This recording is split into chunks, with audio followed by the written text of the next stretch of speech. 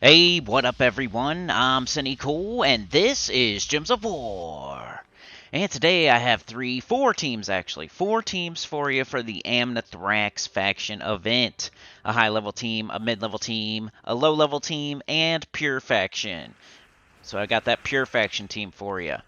Um, what I'm going to have to do this weekend as far as the live stream goes is just keep you updated on the community tab. Stay tuned because my daughter does have a cheerleading thing tomorrow. So I'm not sure if I'm going to be able to do it at 10 a.m. or not, or if it's going to have to be Sunday. So yeah, and I also went to the dentist yesterday, so I couldn't do the extra video yesterday. And yeah, I have some stories to tell about that. So stay tuned and come to that live stream this weekend. All right, we got the low level team right here, which is Todd Greenwood with the sports. Todd Greenwood, persistence, and Lupine's edge. If you don't have Lupine's edge, it's okay. You can use whatever you want. You're not going to cast it that often anyway. You just want to loop. You want to loop with Todd. You want to have all war gear, so make sure you're using Spirit Walker. Spirit Walker is one of the newest classes anyway. You might not have it to 100 yet, so it's a good class to use as you're going through this event. So when you go to the shop, make sure you buy up to Life Cap, which is the new troop, to get a copy of it, because it's going to be a little while before we can get it with Chaos Shards in the Underworld, but not a big deal if you don't want to. It's not a very good troop. It's just the thing you're supposed to do. You're supposed to buy up to at least get one copy of that new troop, even though it's terrible, and you're not going to use it ever. Just to have it, if you want to, you can go ahead and, ascend it and stuff and get another troop for that kingdom. But yeah, with Todd, you just loop on Todd. It's pretty easy. You just cast Todd over and over and over. Just make sure to use Spirit Walker. You can cast that Persistence when there's only like one or two enemies left. There's a lot of green enemies. Persistence hits green enemies super hard.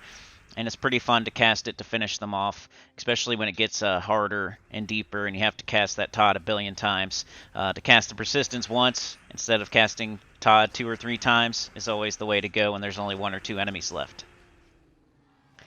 All right, here's the mid-level team. I think this is one of the only true infinite loops in the game. So the Gobtruffle Shuffle. We're going back to the oldies on this one. We got Forest Troll, Gobtruffle, Doomed Glaive. If you don't have Doomed Glaive, Doomed Club is the next best thing. If you don't have those two, a Boreal Crystal would probably work as well.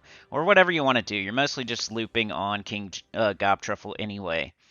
The reason this is an actual infinite loop is once you get that Forest Troll up and you cast it and you got enough green to make an extra turn, you pretty much never stop. The Gobtruffles might fail eventually, but they're pretty good at looping as well. But if they fail, you got the Forest Troll to just to make a ton of green on the board. Gobtruffle puts green and brown on the board. Forest Troll uses brown. Doomed Glaive turns I think brown to Doomskull, and it's just a perfect team. It's really awesome. It's if you're tired of the Todds and the Chalcedonis and stuff like that, you could go with this. It's a little bit more kind of fun. I don't know. They're both kind of fun because you can do the persistence thing with Todd. You can do the Doomed Glaive thing with Gobtruffle. I like both of them because they're not just like pushing one thing over and over and over. You have a little extra special weapon on the bottom of the team in both of them. So you got the Persistence with the first team, you got the Doomed Glaive with the second team. It's fun to hit those every once in a while and devastate the enemy. But yeah, make sure don't cast that Doomed Glaive unless you know it's going to finish them off, because it takes a lot of colors off the board that you need to loop, and it puts a bunch of skulls on the board for the enemy to then backfire you. So you got to kind of use that when you know you're about to win and you just want to finish them off a little bit quicker. But yeah, just a Gobtruffle if you got it, Forest Troll if you don't, Doomed Glaive if you're finishing them off. Make sure to use some sort of green storm to keep your loop going. Green or brown storm to keep your loop going. You can't just use any old class with that team. You got to use some sort of green or brown storm to keep your loop going. All right, here's another oldie but a goodie. I don't have Diamantina yet, so enjoy it while you can. That I don't have Diamantina yet, because I'm on the way. I got all my dragons now. It's just a matter of time. I got one of the rings. I just need two more rings, and I get Diamantina. So enjoy it while you can, because once I get that thing, I'm probably going to be using it for a couple months straight, and you're going to see it all the time for the high-level team. So enjoy it while you can. Here is Phoenicia. She's the main one that kind of loses out once you get Diamantina. Anytime you would have used her, you're most likely going to use a Diamantina after you get it. So let's use her while we can.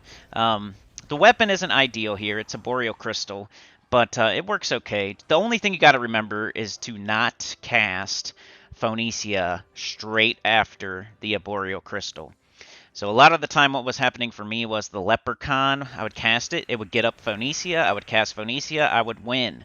But every once in a while, it would not get up Phoenicia, and I would have to cast a Boreal Crystal, which would get up Phoenicia and Magma Dragon, and instead of casting Phoenicia, I would cast Magma Dragon. That way, you want to have a Firestorm when you cast Phoenicia, so make sure at the bottom of the screen there's some sort of red storm going on before you cast her.